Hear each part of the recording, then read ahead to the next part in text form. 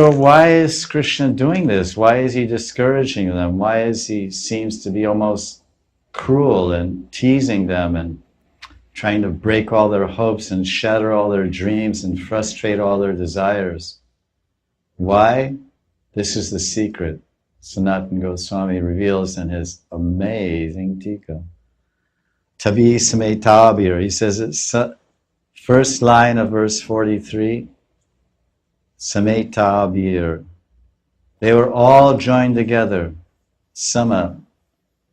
All together. So this word also Sanatana Goswami reveals, he says that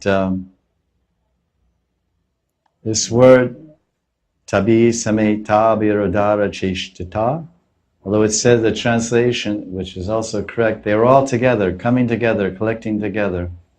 It also means one who is supremely beautiful, a beauty which arises from Mahabhav, which is the main element of the Ras Lila.